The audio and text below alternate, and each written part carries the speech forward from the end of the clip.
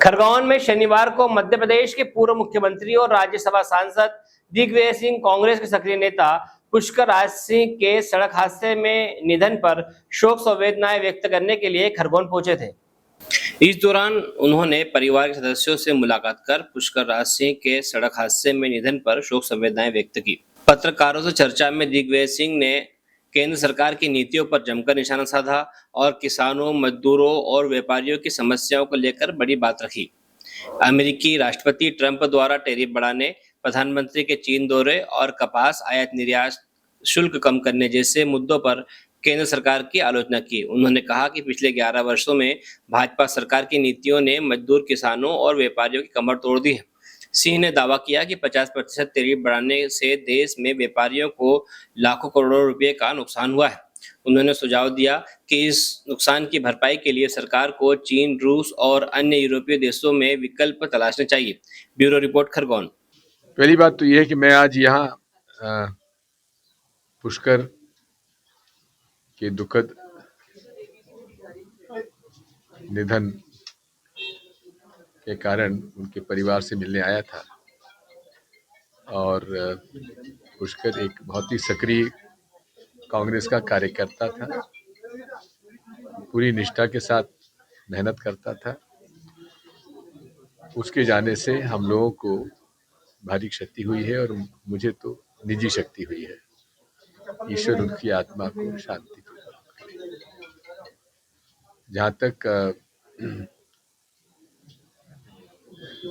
Congress party का सवाल है, हमारे सृजन संगठन के अंतर्गत माननीय जिला कांग्रेस कमेटी के अध्यक्ष जी को आज मैं बधाई देता हूं कि आपने यहाँ जिला कांग्रेस कमेटी का कार्यरत स्थापित किया है और अब जो रूपरेखा एआईसीसी ने आपको दी है माननीय अध्यक्ष जी, उसको पूरी लगन और निष्ठा के साथ आप पूरी करें और पूरा सहयोग हम लोगों का सबका आपको मिलेगा।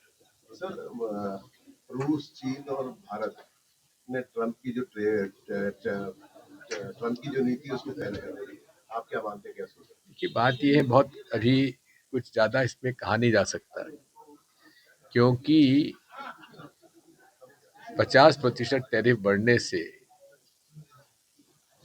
हजारों करोड़ का ही नहीं, लाख करोड़ से ज्यादा की क्षति यहाँ के उन लोगों को हुई है, विशेषकर जो रेडीमेड गारमेंट्स, कारपेट जैसे अनेक जो कि लेबर इंटेंसिव इंडस्ट्री है, वहाँ उनके हजारों करोड़ के ऑर्डर जो है वो स्थगित कर दिए गए हैं क्योंकि जो चीज़ वहाँ 100 रुपये में मिलती थी, 50% टैरिफ बढ़ाने से अब 150 रुपये में वहाँ बिकेगी। अब 150 रुपये में वहाँ कौन खरीदेगा?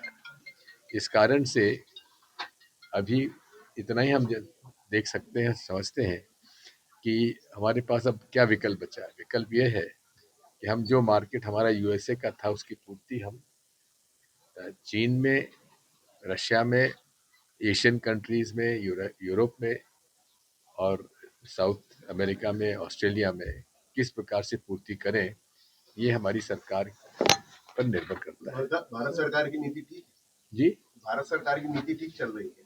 भारत सरकार के पास विकल्प क्या था? एकमात्र विकल्प था कि ठीक है, अमेरिका ने हम पर ये टैरिफ लगाया है, तो हमारे सामने एक विकल्प ये था कि हम उनके जितने भी यहाँ पे सामान आते हैं, उनका जो इंपोर्ट हमारे यहाँ होता, उस पर उतनी टैरिफ हम भी लगा दें, जो कि अन्य देशों ने किया है। चीन ने क्या किया? उनके ऊपर, चीन के सामान के ऊपर उन्होंने टैरिफ लगाया तो इन्होंने यूएसए के सामान पे टैरिफ लगा दिया। लेकिन जिस प्रकार से ट्रंप साहब जो है, जो कि भारत को अपना मित्र तो कहते हैं, लेकिन पाकिस्तान के आर्मी चीफ को वो स्पेशल तौर पे जो तरजीह दे रहे हैं, वो हम लोगों के लिए एक बहुत ही चिंता का विषय है क्योंकि ये वो व्यक्ति है जिसने खुद ने पुलवामा के अटैक के बाद जिस प्रकार से बयानबाजी की है, इसलिए हमें इस बात की चिंता तो करना चाहिए कि आज की परिस्थिति में एक तरफ ट्रंप उनको स्पेशल न्योता देकर उनके साथ सारे प्रोटोकॉल को बलाए ताक रखकर उनसे बातचीत कर रहे हैं, उनको खाना खिला रहे हैं। दूसरी तरफ चीन पाकिस्तान को पूरा समर्थन कर रहा है। आखिर ये क्यों है? और उसके बारे में हमको इस बात की भी चिंता है कि प्रधानमंत्री जी जब चीन गए तो उन्होंने आतंकवाद के बारे में तो बात की, लेकिन जिस प्रकार से चीन पाकिस्तान का समर्थन कर रहा है, जिस प्रकार से यूनाइटेड नेशंस में चीन ने पाकिस्तान का समर्थन करके आतंकवाद के खिलाफ की जो कमेटी है यूनाइटेड नेशन, उसमें उपाध्यक्ष के लिए उनको चयनित करवाया। इन सब बातों पर माननीय प्रधानमंत्री जी को उनसे चर्चा करना चाहिए थी। आज हालत यह है कि पूरे देश में यूरिया की कमी है, और यूरिया की कमी का मुख्य कारण ये भी है कि चीन से जो इंपोर्ट होता था वो चीन ने अभी रोक दिया है। सेंट्रल गवर्नमेंट के डेवलपमेंट को लेकर खुद बीजेपी के मेयर उनके सुपुत्र ने जो है अब वो डिबेट में उसने भाग लिया है और डिबेट में उसने बड़ा प्रभावशाली भाषण दिया। वोट चोरी को लेकर पूरे देश में वोट चोरी को लेकर कांग्रेस जो है बात यह है कि हमारी मांग क्या है? हमारी मांग सीधी सी है कि पूरे देश के मतदाता सूची ऐसे स्वरूप में हो जिससे कि हम मशीन से पूरी उसकी डाउनलोड करके और पता लगा सकें कि किसी भी एक व्यक्ति का नाम बार बार तो नहीं आ रहा है। आज जिस फॉर्मेट में हमें मतदाता सूची दी जाती है, उसमें जब तक मैनुअली चेक ना करो तब तक संभव नहीं है। अगर मशीन रीडेबल हमारे पास सूची है तो एक नाम हमने डाल दिया, दिग्विजय सिंह पुत्र बलभद्र सिंह, एज इतनी, ये पता, और हमने सॉफ्टवेयर में उसको फीड कर, मतलब कंप्यूटर फीड कर दिया, तो देश में जितने भी दिग्विजय सिंह पुत्र बलभद्र सिंह नाम के व्यक्ति है उसी एज के, यदि मेरा नाम किसी और बूथ पे लिखा तो सामने 1 मिनट के अंदर सारी जानकारी हमारे पास आ जाएगी। वो इसमें संभव नहीं है। हमारी मांग यही है। दूसरी मांग हमारी ये है कि जिस दिन नोटिफिकेशन होता है चुनाव का, उस दिन voter list date of withdrawal के बाद फ्रीज कर देना चाहिए, लेकिन उसके बाद भी उसमें डिलीशन और एडिशन चलते रहते हैं। वोटिंग के 3 दिन पहले तक हमारे पास डिलीशन लिस्ट हमको मिलती नहीं है, प्रिसाइडिंग ऑफिसर को मिल जाती है। ये सब बातों पर बात चर्चा है। और दूसरा, बिहार में स्पेशल इंटेंसिव रिवीजन का जो है, ये कहीं भी जहाँ 8 साढ़े 8 करोड़ मतदाता हो, वहाँ 1 महीने में आप जो पहले से वोट डाल चुके हैं उनसे कह रहे तो फॉर्म भरो। क्यों फॉर्म भरो? ये आपके पास है, नागरिकता का अधिकार उनके पास है। अगर आपके पास कोई शिकायत है कि फला आदमी घुसपैठिया है, रोहिंग्या मुसलमान है, या बांग्लादेश से आया कोई बांग्लादेशी है, तो आपकी सरकार क्या कर रही है?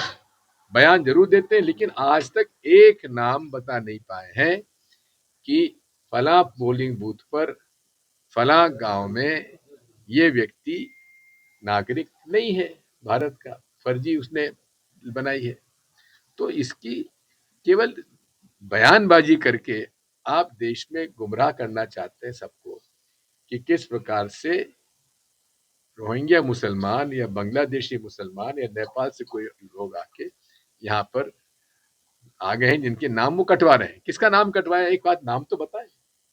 सर, कर्नाटक गवर्नमेंट ने डिसीजन लिया है कांग्रेस की, तो अभी लगता है चुनाव होने वाले उसमें बैलेट पेपर का यूज होगा, तो क्या लगता है आपको एक क्रांति रहेगी जो बैलेट पेपर सालों से मांग उठती रहेगी? बात है, आज तो अमेरिका तक में बैलेट पेपर से वोटिंग हो रहा है।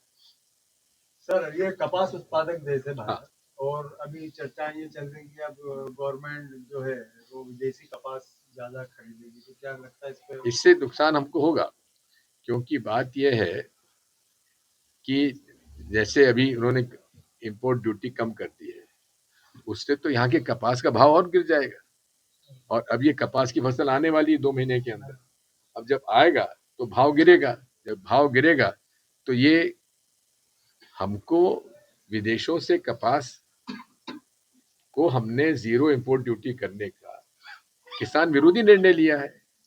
यही नहीं है, इसमें सोयाबीन पर भी है और भी तेलों पे जो इंपोर्ट होता है सब पे 0% ड्यूटी कर दी।